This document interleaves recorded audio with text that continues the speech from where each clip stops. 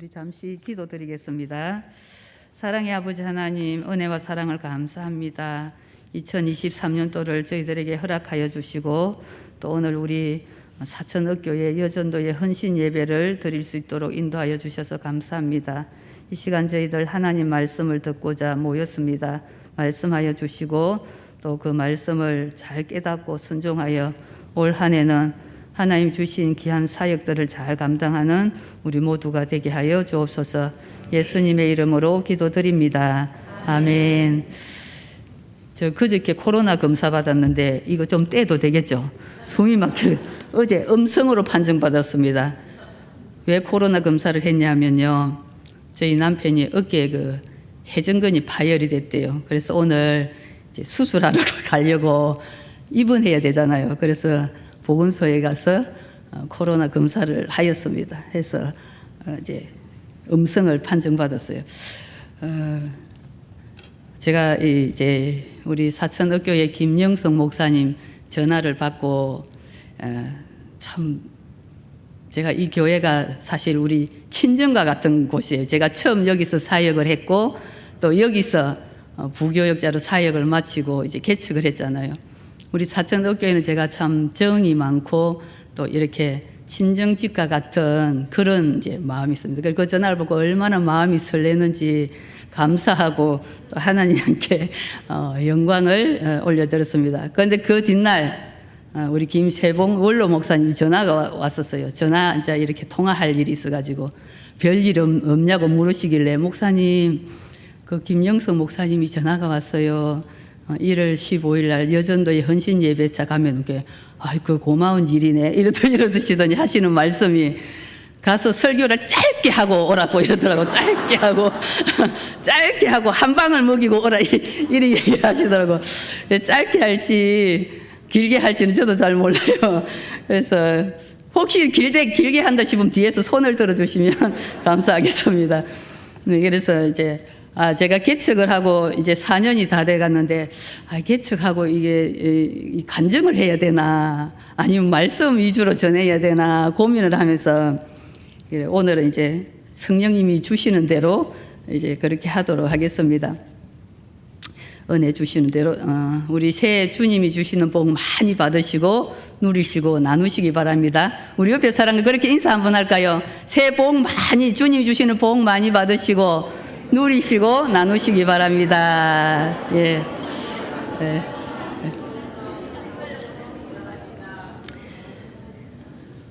여러분 질문 한 가지를 하겠습니다. 답은 마음속으로 하시기 바랍니다. 하나님의 일이 사업일까요? 사명일까요?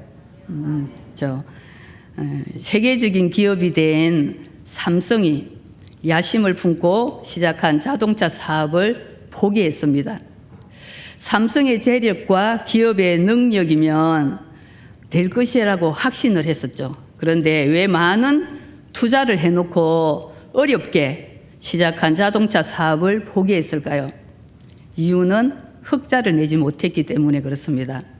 사업의 목적은 이익을 창출하는 데 있는 것이죠.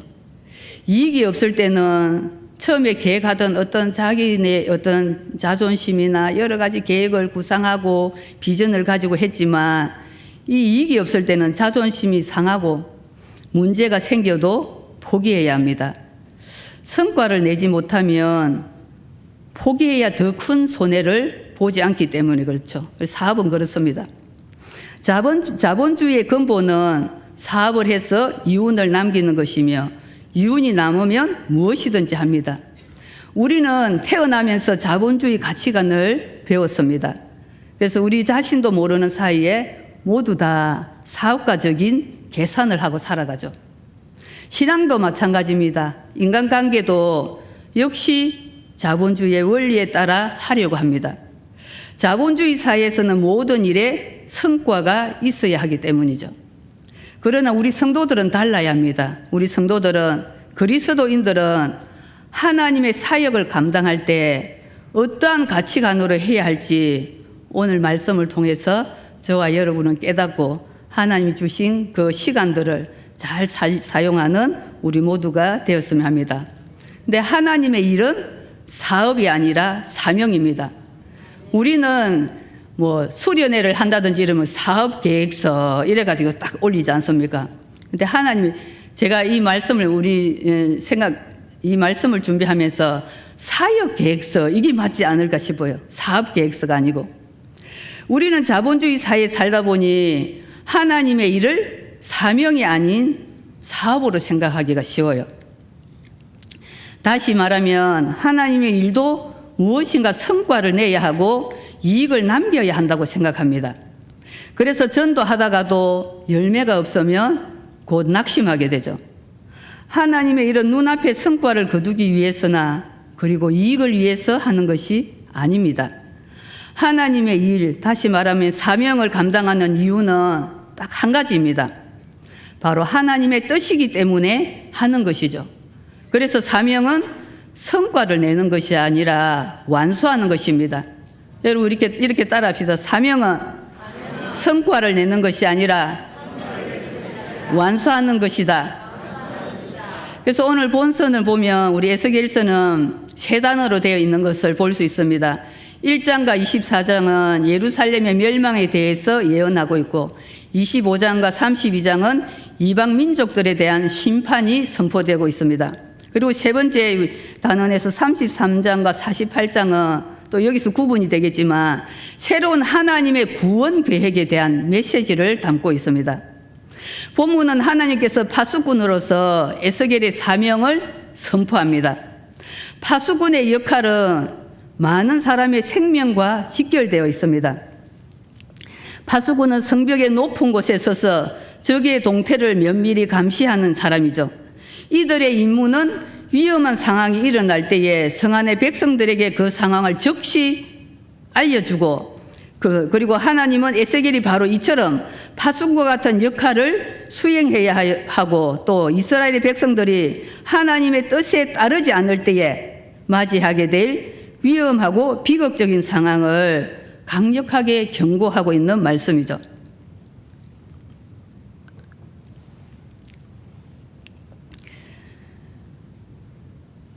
그래서 이 새로운 하나님 구원 계획인데 본문은 하나님께서 파수꾼으로서의 에스겔의 사명을 선포하고 있습니다.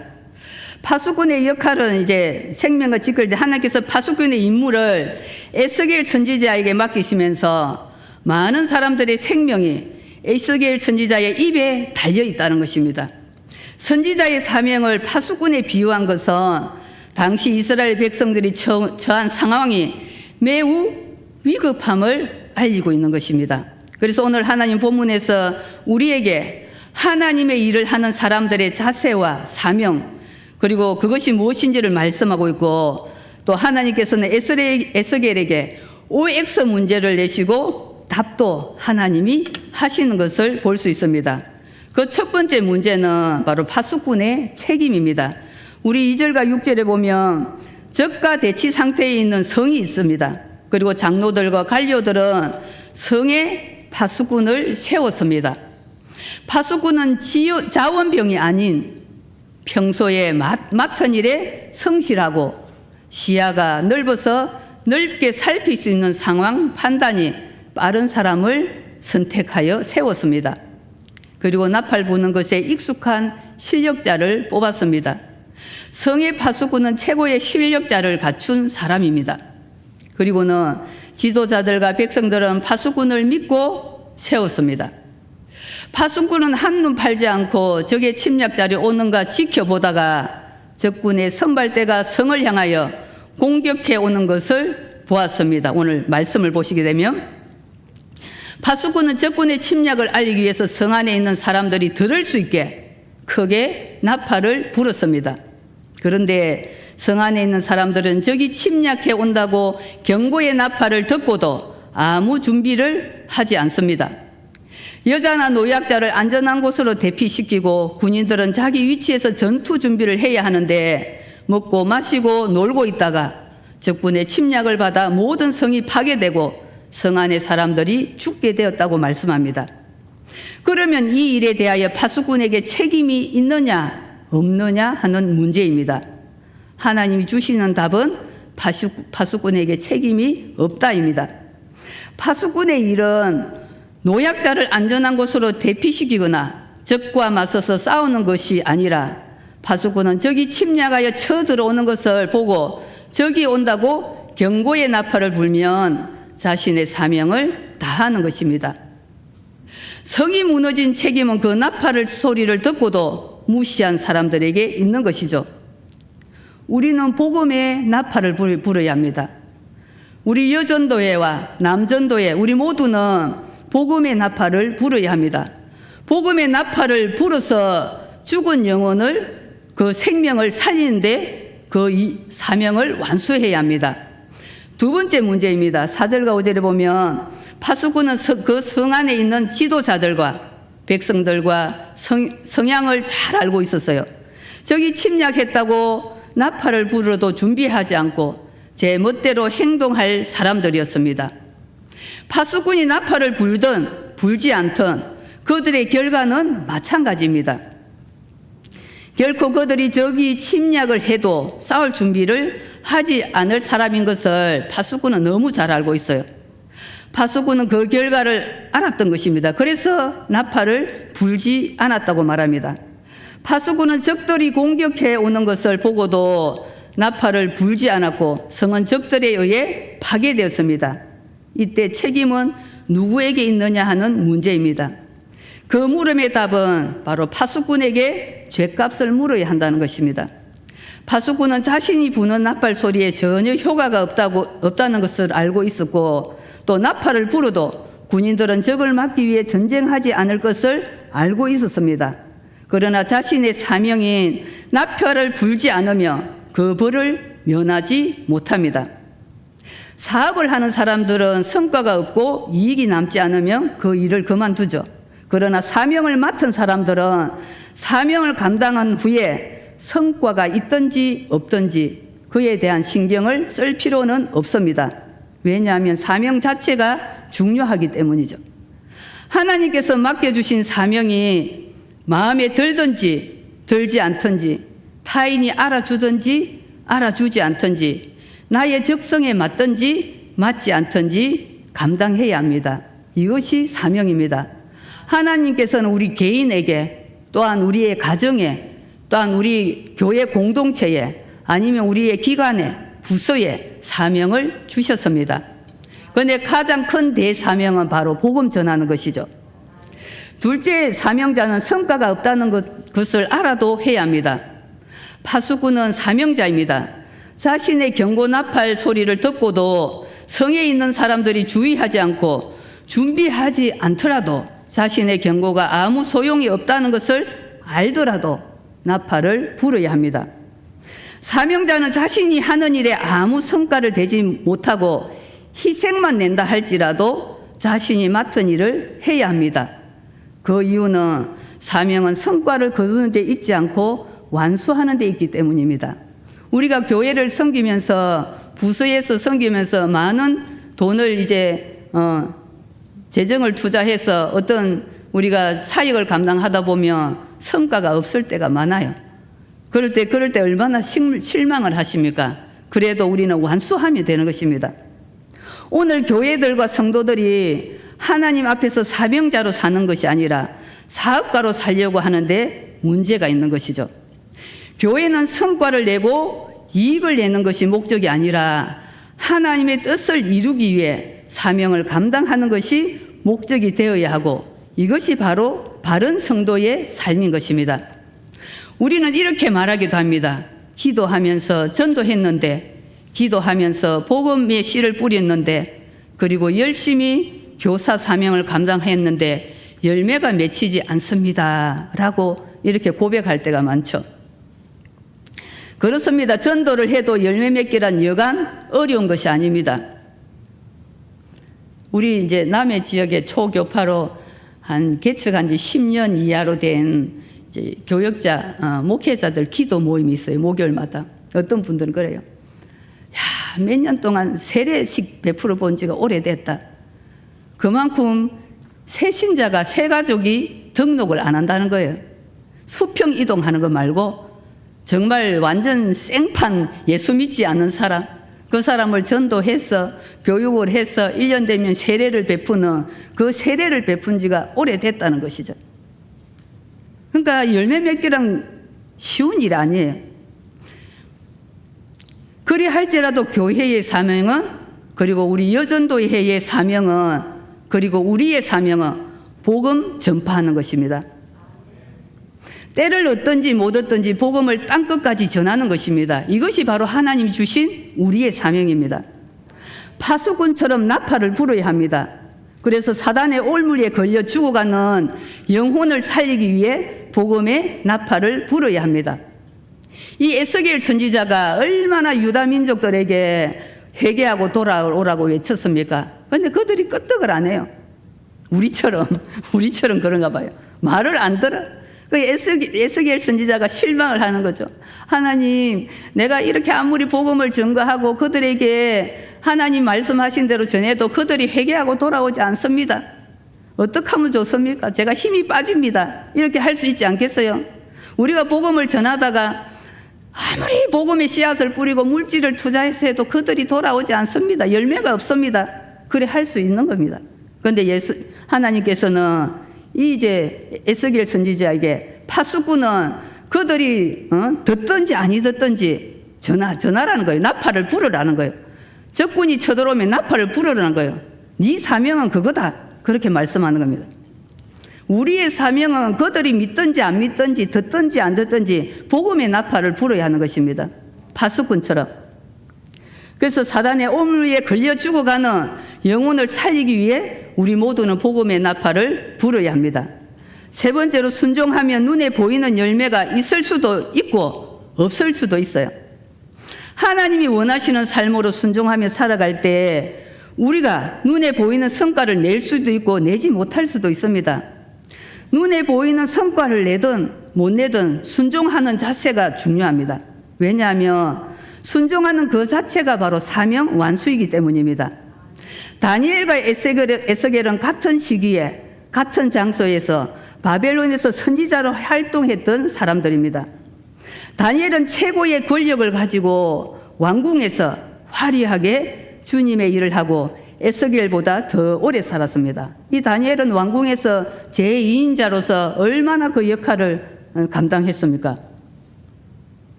다니엘은 세상 권세를 가지고 하나님의 뜻을 이루었습니다.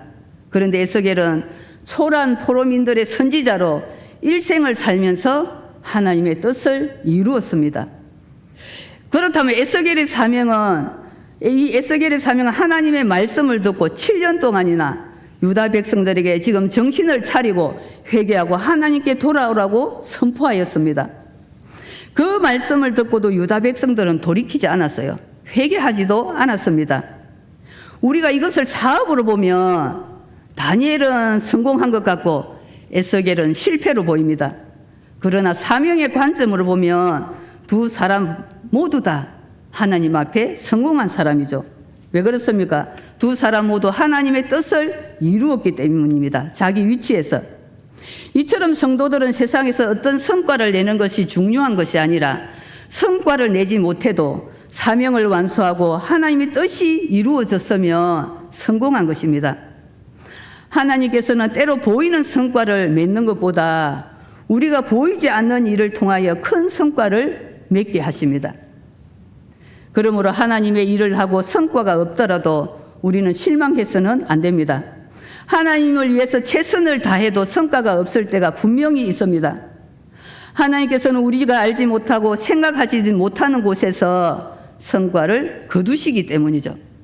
우리가 어느 날 막 복음을 전했는데 그분이 안 돌아와요. 그런데 어느새 세월이 지나고 나면 그분이 우리 교회는 나오지 않아도 다른 교회에서 예수 믿고 신앙생활 하는 것을 볼 수 있습니다.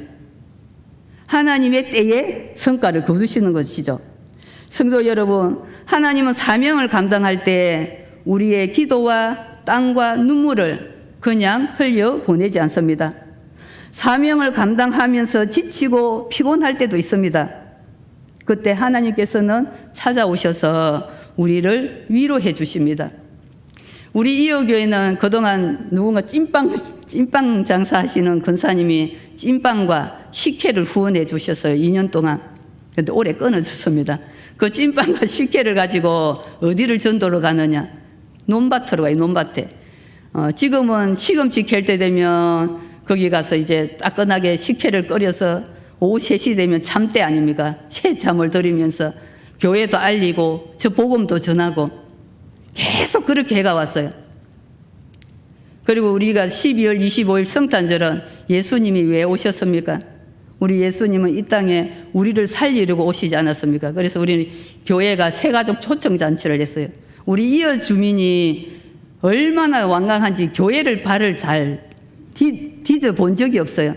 그런데 전했더니 한 12명이 오셨더라고. 12명이 오셔가지고 그날 이제 복음을 전하고 처음 오셨습니다. 때가 되면 하나님께서 그들이 교회를 발을 딛게 하시는 거예요. 오늘은 우리가 그동안 기도했던 또 분이 또 2분이 나오셨어요. 기도했던 분이. 어떤 여자분이 작년 7월 달에 여집사님이 전화가 왔어요. 저 일산에 사는 분인데, 목사님, 저는 일산에 누구누구 집사님입니다. 어느 교회 다니는 집사님입니다. 제가 서상 대정에 사는데요. 제가 목사님을 좀 찾아뵀으면 좋겠습니다. 오시라고 주일날 왔었어요. 아버지가 말기암, 이제 폐암 말기암을 받으시고 이제 고향으로 내려오시는데 그 폐암이 후두까지 이제 식도까지 전이가 된 거예요. 병원에서는 이제 더 못 산다, 죽고 못 산다 이렇게 얘기를 했었어요. 그런데 이 여집사님도 직장암인데 수술을 받고 요양을 하고 있었는데 아버지가 이제 그렇게 암이 걸렸으니까 아버지가 예수를 안 믿어요. 그래가지고는 그 아버지를 예수 믿게 하려고 그 조그마한 마티즈를 타고 일산서 남해까지 온 거예요. 그래가지고 물었더니 누가 우리 교회를 소개시켜 주더란 거야. 아이고, 그 여목사님이 어르신들에게 엄청 관심이 많다면서 어르신 영혼을 사랑한다 이러면서 그래가 이제 누가 소개를 해서 왔다는 거예요. 그래서 제가 이제 그 얘기를 들어보니까 아버지가 교회를 엄청 거부를 한다는 거예요. 예수 믿는 것을. 그래서 이제 한번 요번 같이 기도하면서 목요일날 제가 한번 찾아뵙겠습니다 하고 주소만 받고 목요일날 갔어요. 가서 인사를 하고 그랬더니 아버님이 딱 침대에 누워 계시더라고. 이제 아버님이 전도를 하면서 또만은 우리 죽어서 천국 가야 되지 않겠냐고, 우리 예수 믿어야 구원받습니다. 죽어봐야 알지 이러더라고요. 우리 하나님은 산자의 하나님이지 죽은 자의 하나님이 아닙니다. 죽고 나면 그때는 끝입니다. 천국도 못 갑니다. 예수 믿으세요. 이제 그러면서 이제 복음을 그래 놓고 또 이제 일주일 더 기도합시다. 기도하는데 이 마음에 감동이 와서 그분을 우리 교회에 등록을 시키고 가서 이제 복음을 전하니까 받아들이는 거예요. 복음을. 하나님 성령님이 인도하잖아요. 그러면서 침상 세례를 이제 베풀었습니다. 침상 세례를 베풀고 나니까 그 이튿날 목사님, 우리 아버님이 병원으로 입원했습니다. 그랬더니 또 병원을 찾아갔어요. 또 기도하면서 하나님, 예수님 꼭 믿으시죠. 천국 가는 거 믿으시죠. 이제 돌아가셔도 천국 가는 거 믿으시죠. 해서는 그 집사님이 얼마나 아버지를 구원하기 위해서 그 일산에서 모시고 올 때 오빠들이 아버지 돌아가실 건데 왜 모시고 가냐고. 아버지는 절대 예수 믿기 전에는 안 돌아가신다고. 내가 기도한 게 있는데 아버지가 돌아가시면 안 되지 이러면서 그래고 모시고 왔다는 거예요. 그래서 그 집사님 옆에서 계속 아버지에게 또 복음을 전하고 또 전하는데 또 성령님이 감동 주시기를 집사님 이번 주는 교회 나오지 마세요. 아버지 옆에서 예배 드리세요. 그랬더니 아버지 옆에서 예배를 드는데 나중에는 아버지가 이제 위급해갖고 독방으로 옮겼다는 거예요. 또 쫓아갔어요. 가서 그랬더니 이제 그랬어요. 유영치 성도님, 하나님은 유영치 성도님을 사랑하십니다. 이제 돌아가셔도 천국 가십니다. 그동안 자녀 기르고 이런다고 너무 수고 많으셨습니다. 그래서 내가 자녀들 다 오라 그랬어요. 오라 해가지고 아버지에게 그동안 수고하셨다고, 우리를 키워주셔서 감사하다고. 아버지하고 이 아들 사이가 별로 안 좋는 거예요. 그래서 다 이렇게 이제 그 시키는 대로 아들들이 다 왔어요. 와가 이제 하예하고 아버지 감사하다 하고 이런데 그래가지고 이제 임종전 또 예배를 드렸습니다. 거기서. 그랬더니 오늘 저녁에 딱 돌아가실 것 같은 그런 마음이 들더라고. 그랬더니 아니라다 그냥 11시 20분에 돌아가신 거예요. 이 집사님이 자기도 몸이 아프면서 그 아버지 영혼을 구원시키려고 얼마나 애를 썼는지 몰라요. 기도하면서 그런 거예요. 그리고 그분이 요양원에 있으면서도 많은 사람을 전도했다는 거예요. 자기도 몸이 아프면서. 그리고 2명이나 교회에 나가게 했다는 거예요. 그 사명이 자기 몸이, 그래서 목사님 나는 이제 죽어도 여한이 없어요. 우리 아버지가 구원받아서 여한이 없다는 거예요. 우리는 이런 불타는 복음의 나팔을 불어야 하는 것입니다. 오늘 하나님께서 저와 여러분들에게 우리 여전도회와 남전도회에게 주신 사명이 무엇이겠습니까? 우리 가족들 중에는 믿지 않는 가족들이 많습니다. 아내가 있고 남편이 있고. 그래서 우리 여전도회와 남전도회는 서로 윙윙을 해야 돼요. 우리 남편이 믿지 않으면은 남전도에서 찾아가서 그분을 또 복음을 전하고, 절대 내 가정을 전도하기가 어려워. 얼마나 어려운지 몰라요. 그리고 아내가 예수 믿지 않으면은 여전도에 찾아가서 어떤 기도하면서 수단과 방법을 그분에게 복음을 전해야 하는 거예요. 그래서 우리 가정이 복음화되면은 우리 교회도 부흥돼요. 천국도 확장이 됩니다. 하나님 나라도. 오늘 사도행전 11장 8절에 보면 오직 성령이 너희에게 임하시면 너희가 권능을 받고 예루살렘과 온 유대와 사마리아 땅끝까지 이르러 내 증인이 되라고 말씀하십니다. 그리고 마태복음 28장 19절에서 20절 보면 그러므로 너희는 가서 모든 민족을 제자로 삼고 아버지와 아들과 성령의 이름으로 세례를 베풀고 내가 너희에게 분부한 모든 것을 가르쳐 지키게 하라. 우리 주님은 명령하셨습니다. 우리의 사명은 복음의 나팔을 불어야 돼요. 이 파수꾼처럼. 그들이 안 믿는다고 불지 않으면 안 됩니다. 오늘 이 파수꾼이 그들이 듣지 않는다고 안 불면은 그 책임은 자기에게 있는 거예요. 우리가 듣지 않는다고 복음의 나팔을 불지 않으면은 책임은 우리에게 있습니다. 마가복음 1장 38절에 보면 예수님께서 말씀합니다. 우리가 다른 가까운 마을로 가서 거기서 전도하리니 내가 이를 위하여 왔다 그럽니다. 우리 예수님도 전도하기 위해서 오셨다고 하지 않습니까? 그리고 고린도전서 9장 16절에 보면 복음을 전하지 아니하면 내게 화가 있을 것이로다 이렇게 말씀합니다. 우리의 사명은 복음 나팔을 부는 것입니다. 죽어가는 생명을 살리기 위해 복음 나팔을 불어야 합니다. 2023년도는 우리 여전도회와 또 우리 남전도회와 우리 사천옥교의 모든 공동체는 열매가 있든지 없든지 그리고 주님 앞에 서는 그날까지 복음 전하는 사명을 완수하는 우리 여전도회와 우리 모두가 되시기를 주님의 이름으로 축원드립니다. 주님의 이름으로 축원합니다. 기도하겠습니다. 할렐루야. 고맙고